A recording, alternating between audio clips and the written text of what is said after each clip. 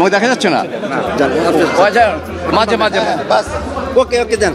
আজকে এইমাত্র এই মামলার রায় হয়েছে এবং মাননীয় বিচারপতি আমাদের এই আপিল মঞ্জুর করেছেন, অর্থাৎ বেগম জুবাইদা রহমানের বিরুদ্ধে যেই দণ্ডাদেশ ছিল সেটা থেকে উনি নির্দোষ সাব্যস্তে খালাস হয়েছেন।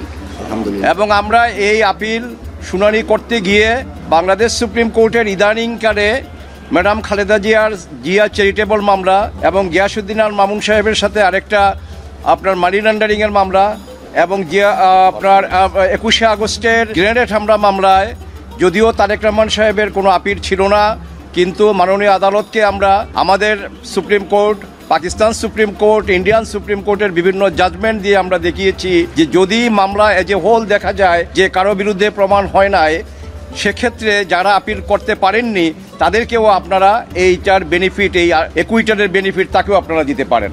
এবং সেখানে আপনারা জানেন 21শে আগস্টের মামলায় তারেক জিয়া সাহেবকে একুইটাল দেওয়া হয়েছে, অর্থাৎ নন অ্যাপিলিং একিউজ যারা তাদের সবাইকে আপনার একুইটাল দেওয়া হয়েছে। এবং জিয়া অরফেনেজ ট্রাস্ট মামলায় এবং আরেকটা মানি লন্ডারিংয়ের মামলায় যেটা গিয়াসউদ্দিন আল মামুন সাহেবের সাথে, সেখানেও তাকে নির্দোষ সাব্যস্তে মাননীয় প্রধান বিচারপতির নেতৃত্বে আমাদের ফুল বেঞ্চ অ্যাপেলেট ডিভিশনের ওনারা বলেছেন যে অন্য কনভিক্ট যিনি আপিল করতে পারেননি এই খালাস বা এই একুইটালের ওয়ার্ডার তাদের বেলায়ও প্রযোজ্য হবে।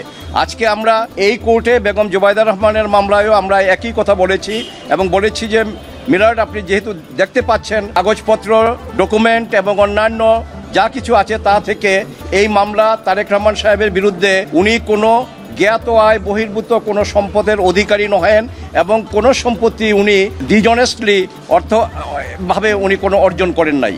আর কাজেই আপনি যদিও উনি আপিল করতে পারেননি, আপনি এই খালাসের বেনিফিট বা এই জাজমেন্ট যাতে ওনার বেলায় প্রযোজ্য হয় আপনি সেটা করতে পারেন। এবং মাননীয় আদালত আমাদের কথা রেখেছেন, আমাদের কথা শুনেছেন এবং উনি এটা গ্রহণ করেছেন এবং জাজমেন্টে উনি অর্ডার পোর্শনে পরিষ্কারভাবে উল্লেখ করেছেন যে মিস্টার তারেক রহমান সাহেবকেও এই মামলা থেকে নির্দোষ সাব্যস্তে খালাস দেওয়া হলো। আরেকটা জিনিস যেটা হয়েছে আমি বলতে চাই সেটা হলো যে আমরা আগে এই কোর্টে আমরা একটা বলেছি এবং আগের ইন্টারভিউতেও আপনাদের কাছে এই জাতিকে আমরা একটা কথা বলেছিলাম, আমরা আইনজীবীরা এবং আমার সাথে আমার ডিফেন্স টিম অন্যান্য যারা আছেন, mister Kaiser Kamal, barrister Badruddoza Bazal, mister Zakir Hossain Bhuiyan এবং আজকে আমাদের সিনিয়র জয়নাল আবদিন সাহেবও ছিলেন।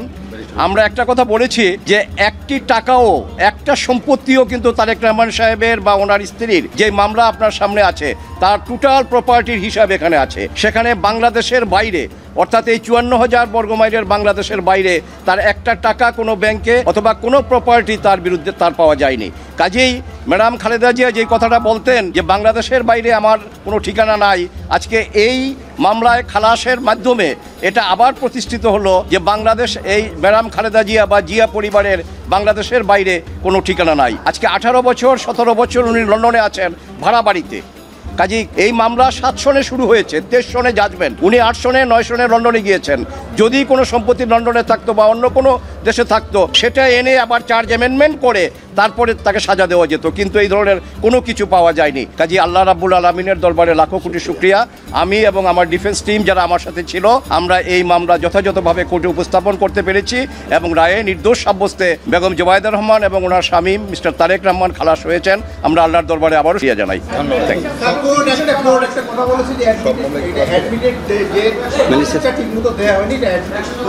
ও সেটা বলেছে,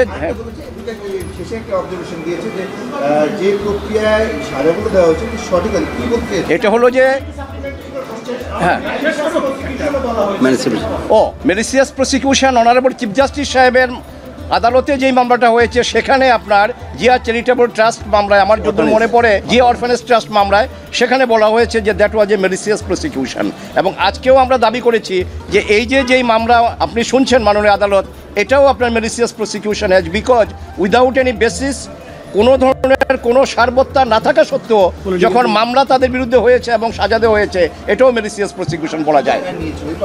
আচ্ছা, আর দুদক বলেছে যে না, এটা 27(1)-এ আপনার ওনাকে বা 26(2)-তে কোনো নোটিশ দেওয়া হয়নি, এটা দুদক স্বীকার করে নিয়েছেন।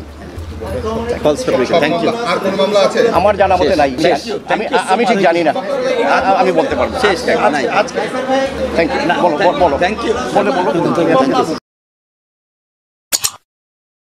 যখনকার খবর তখনই দেখতে চোখ রাখুন সুন 24 টিভিতে।